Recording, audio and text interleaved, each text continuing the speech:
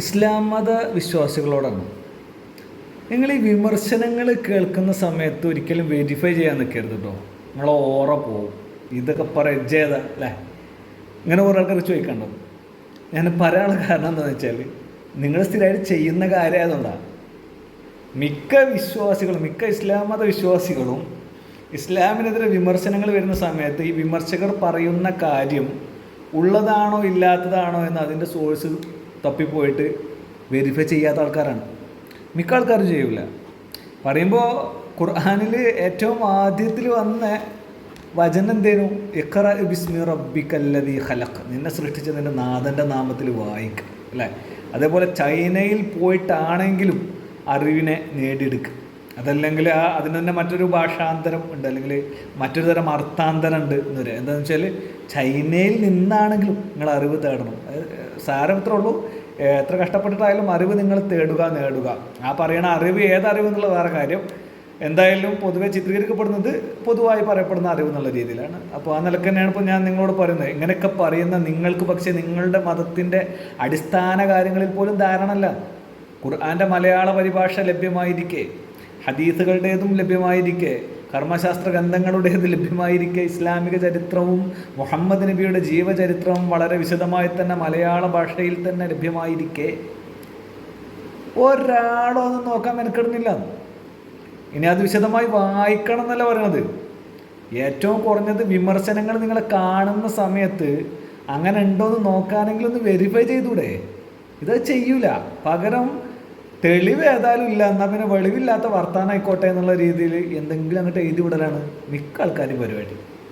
കുറേ ആൾക്കാർ തെറി വിളിക്കും, കുറേ ആൾക്കാർ ചാപ്പയടിക്കും, കുറേ ആൾക്കാർ ചാറ്റിൽ എന്തെങ്കിലുമൊക്കെ എഴുതി കൊടുത്തിട്ട് അതിൻ്റെ മറുപടി എന്താ വെച്ചാൽ അത് അതേപടി ഇവിടെ കൊടുക്കണം. അതിലെന്താ പറഞ്ഞെന്ന് പോലും ഇവർക്ക് യാതൊരു ഐഡിയ ഉണ്ടാവില്ല. ഇങ്ങനെയൊക്കെ ചെയ്യുമ്പോൾ പ്രശ്നം എന്താണെന്നറിയോ? ഈ ചാറ്റൊക്കെ വായിക്കുന്ന ആൾക്കാർക്ക് മനസ്സിലാവും, അതിൻ്റെ ഇത് കോപ്പി പേസ്റ്റ് ചെയ്യുമ്പോൾ വായിക്കുന്ന ആൾക്ക് മനസ്സിലാവും ഇത് ആണോ മനുഷ്യനാണോ പറയണം എന്നുള്ളതൊക്കെ. അതുപോട്ടെ, ഇത് മൊത്തത്തിൽ ഈ ഒരു രീതിയിലുള്ള കമൻറ്റിങ് കാണുന്ന സമയത്ത് അത് വായിക്കുന്ന ആളുകൾ വിലയിരുത്തും, വിശ്വാസികൾക്ക് ഈ കാര്യത്തിൽ മറുപടി ഇല്ല എന്ന് വിലയിരുത്തും. അപ്പം നിങ്ങളോട് പറയുന്നത്, നിങ്ങൾ ആദ്യം ഇത് വെരിഫൈ ചെയ്യും.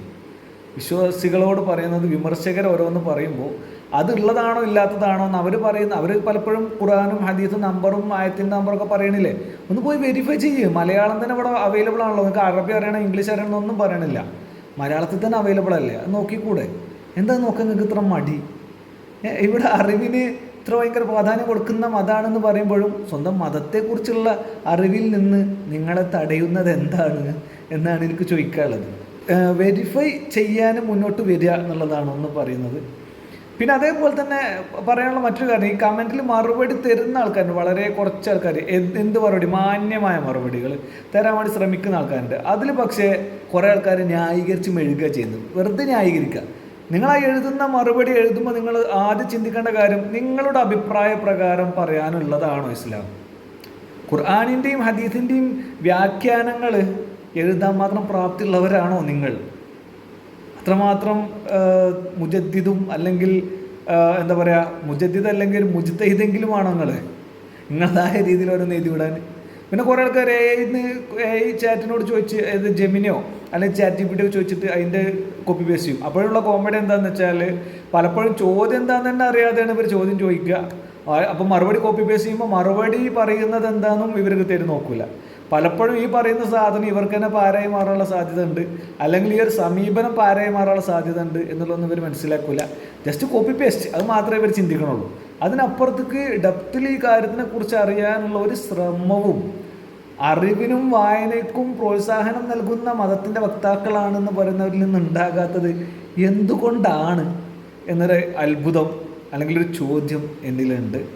അതിനുള്ളൊരു തക്കതായ മറുപടി ഉണ്ടെങ്കിൽ നിങ്ങൾ തരണം. പിന്നെ ഒന്ന് ഊന്നി പറയാനുള്ളത്, ഇസ്ലാം വിമർശനങ്ങളെ നേരിടുന്ന, സോഷ്യൽ മീഡിയ വഴിയും അല്ലാതെയൊക്കെ ഒരുപാട് വിമർശനങ്ങൾ നേരിടുന്ന ഈ ഒരു സമയത്തെങ്കിലും ഖുർആൻ, ഹദീസ്, കർമ്മശാസ്ത്ര, ചരിത്ര ഗ്രന്ഥങ്ങളുടെ പരിഭാഷകളെങ്കിലും നിങ്ങളൊന്ന് വായിച്ച് തുടങ്ങണമെന്നും, അതുപോലെ വരുന്ന വിമർശനങ്ങളെ നിങ്ങളുടേതായ രീതിയിലൊന്ന് അത് വെരിഫൈ ചെയ്യണമെന്നാണ് എനിക്ക് പറയാനുള്ളത്. അല്ലാതെ ഒട്ടുമിക്ക ആൾക്കാർ ചെയ്യുന്നൊരു പരിപാടി എന്താണെന്ന് വെച്ചാൽ, അപ്പുറത്തുള്ള ഒരു മറുപടി പറഞ്ഞല്ലോ, ഇപ്പുറത്തുള്ള ഒരു മറുപടി പറഞ്ഞല്ലോ, അപ്പോൾ അതിന് മറുപടി ഉണ്ട് എന്നൊരു മിഥ്യാധാരണ മാത്രമാണ്. അതൊരു മിഥ്യാധാരണ എന്ന് പറയാനുള്ള കാരണം കൂടി പറഞ്ഞുതരാം. ഇപ്പോൾ ഇവിടെ ഒരുപാട് പേര് മറുപടിക്കായി കാത്തിരിക്കുന്നത് പല ഉസ്താദുമാരുടെ വീഡിയോസ് ഉണ്ട്. യുക്തിവാദികൾക്ക് മറുപടി നൽകുന്ന ഉസ്താദുമാർ പറഞ്ഞിട്ട് കുറേ ആൾക്കാർ, പിന്നെ MM അക്ബറിനെ പോലുള്ളവർ, അൺമാസ്കിങ് അനോമലീസ് ഒരു ഭാഗത്ത്, അങ്ങനെ കുറേ ആൾക്കാർ വീഡിയോസ് കാണുന്ന ആൾക്കാരുണ്ട്. ബട്ട് നിങ്ങൾ സ്വയം ചോദിച്ചു നോക്കുക, നിങ്ങൾക്ക് മറുപടി കിട്ടിയോ? യുക്തിവാദികൾക്ക് അവർ മറുപടി കൊടുത്തു എന്നൊരു തോന്നലിനപ്പുറം നിങ്ങൾക്ക് ഇതിൻ്റെ മറുപടി എത്രത്തോളം കിട്ടി? അത് ചോദിക്കാനുള്ളൊരു കാരണമുണ്ട്. ഒരു സുഹൃത്തുണ്ട്. ഈ സുഹൃത്തിനോട്, ആളോട് ഞാൻ അവർക്ക് സംസാരമധ്യേ അബൂദറിനോട് മുഹമ്മദ് നബി പറഞ്ഞ സൂര്യൻ്റെ ഉദയാസ്തമയത്തെക്കുറിച്ച് മുഹമ്മദ് നബി പറഞ്ഞൊരു അബദ്ധം, ആ ഒരു ഹദീസ് ഞാൻ പറഞ്ഞ സമയത്ത് ആൾക്ക് അന്ന് മറുപടി ഉണ്ടായില്ല. പക്ഷേ പിന്നെ ആൾ അതിൻ്റെ മറുപടിയും കൊണ്ടുവന്നു, അൺമാസ്കിങ് അനോമലീസിൻ്റെ വീഡിയോ. ഞാൻ ചോദിച്ചു, വീഡിയോ ഒന്നും ഞാൻ കാണാൻ നിൽക്കുന്നില്ല, ഏതായാലും ഇത് കണ്ടതല്ലേ, പറയൂ എന്താണ് മറുപടി? അപ്പോൾ ഒറ്റ വാക്കിൽ അവൻ മറുപടി ഒതുക്കി, ക്വാണ്ടം ഫിസിക്സ്.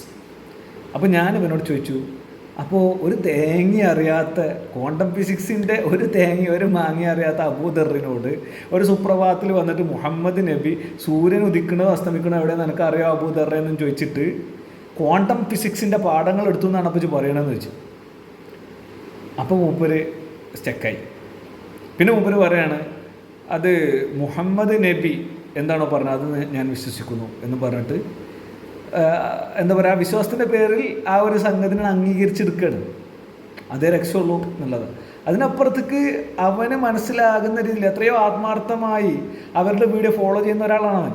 സ്ഥിരമായി അവരെ സബ്സ്ക്രൈബ് ചെയ്ത, സ്ഥിരമായി അവരുടെ വീഡിയോസ് കാണുന്ന ഒരുത്തൻ, അയാൾക്ക് കൃത്യമായ രീതിയിൽ മനസ്സിലാക്കാൻ പറ്റുന്ന രീതിയിലും ഒരു മറുപടി കൊടുക്കാൻ ഇവർക്ക് സാധിച്ചില്ല എന്നാണ് ഈ ഒരൊറ്റ വേർഡ് കൊണ്ടുള്ള ഇവൻ്റെ മറുപടിയിൽ നിന്ന് മനസ്സിലാകുന്നത്.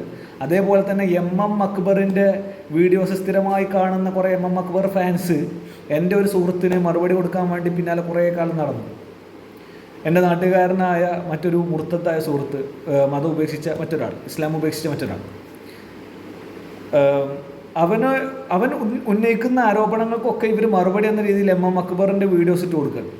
അപ്പോൾ ആ സമയത്ത് ഇവൻ ചോദിച്ചു, ഈ വീഡിയോയിൽ ഏതു ഭാഗത്താണ് മറുപടിയായി എന്ന് നിങ്ങൾക്ക് തോന്നുന്ന ഭാഗമുള്ളത്? ആ ടൈം മാത്രം ഒന്ന് പറഞ്ഞു തന്നാൽ ഞാനൊന്ന് കണ്ടോക്കാമെന്നത്. അപ്പോൾ ഇവർക്ക് പിന്നെ മറുപടി ഇല്ല. അപ്പോൾ ഇവർക്കും മിഥ്യാബോധം മാത്രമാണുള്ളത്. എന്ത് മറുപടി യുക്തിവാദികൾക്ക് പറഞ്ഞു, അതല്ലാതെ അതിനപ്പുറത്തേക്ക് ഇതൊരു വാചാടോപം മാത്രമാണ് എന്ന് നമുക്ക് മനസ്സിലാക്കുന്നതാണ് ഈ വിശ്വാസികളുടെ ഇത്തരം ചെയ്തികൾ. ഏത് സമയം വരെയാണ് കൃത്യമായ മറുപടി ഉള്ളതെന്ന് ചോദിക്കുമ്പോൾ ഇവർക്ക് പറയാനില്ല. ഒരു കൃത്യമായൊരു ക്ലാസ് ആണെങ്കിൽ, അല്ലെങ്കിൽ കൃത്യമായൊരു മറുപടി ആണെങ്കിൽ അങ്ങനെയാണോ വരിക? ഇതൊക്കെ പാടെ നമുക്ക് കാണിച്ചു തരുന്ന കാര്യങ്ങൾ വിശ്വാസികൾക്ക് ഏതായാലും മറുപടി ഇല്ല. വിശ്വാസികൾക്ക് മാർഗദർശനം നൽകാൻ നിയുക്തരായ പണ്ഡിതരും പുരോഹിതരുമായിട്ടുള്ള ആൾക്കാർ, ഇസ്ലാമിക പുരോഹിതരും ഇസ്ലാമിക പണ്ഡിതരും, അവരും ചോദ്യങ്ങൾക്ക് മുമ്പിലും വിമർശനങ്ങൾക്ക് മുമ്പിലും വിയർക്കുകയാണെന്നുള്ള മനസ്സിലാകുന്നത്. അല്ലെങ്കിൽ കൃത്യമായ മറുപടി വിശ്വാസികൾക്ക് പഠിപ്പിച്ചു കൊടുക്കുകയും ആ കൃത്യമായ മറുപടി വിശ്വാസികൾ പറയുകയും ചെയ്യണ്ടേ? അതുപോലെ തന്നെ അറിവിനും വായനക്കും പ്രാധാന്യം കൊടുക്കുക എന്നുള്ളത് നിങ്ങൾ ബഡായി പറഞ്ഞതാ. പിന്നെ നിങ്ങൾ സ്വന്തം നിലക്ക് വെരിഫൈ ചെയ്യണം എന്ന് ഞാൻ പറയാനുള്ള കാരണം, മറ്റുള്ളവർക്ക് ഇസ്ലാമിനെ നിലനിർത്തൽ അവരുടെ ആവശ്യമായതുകൊണ്ട് അവരുടെ ഏത് രീതിയിലുള്ള ന്യായീകരണത്തിന് അവരൊക്കെ പോകും. അതിനപ്പുറത്തേക്ക് ഇത് നിലനിർത്താൻ വേണ്ടി ന്യായീകരിക്കുക എന്നതിനപ്പുറത്തേക്ക് സത്യം കണ്ടെത്താൻ വേണ്ടിയിട്ടുള്ള ഒരു അന്വേഷണവും അതിനെ തുടർന്നുള്ള അറിവുകൾ കണ്ടെത്തുന്നതും അതിനെ തുടർന്നുള്ള മറുപടികളല്ലേ വേണ്ടത്. അതല്ലാതെ ന്യായീകരിച്ച് പിടിച്ചു നിൽക്കുക എന്നുള്ളതാണോ വേണ്ടത്? തർക്കിച്ച് ജയിക്കാൻ നോക്കുക എന്നുള്ളതാണോ വേണ്ടത്? ആണോ? സത്യം എന്തെന്ന് കണ്ടെത്തുകയും അത് ആശയവിനിമയം ചെയ്യപ്പെടുകയും സംവദിക്കുകയും അല്ലേ ചെയ്യേണ്ടത്? എന്താണ് നിങ്ങളുടെ അഭിപ്രായം?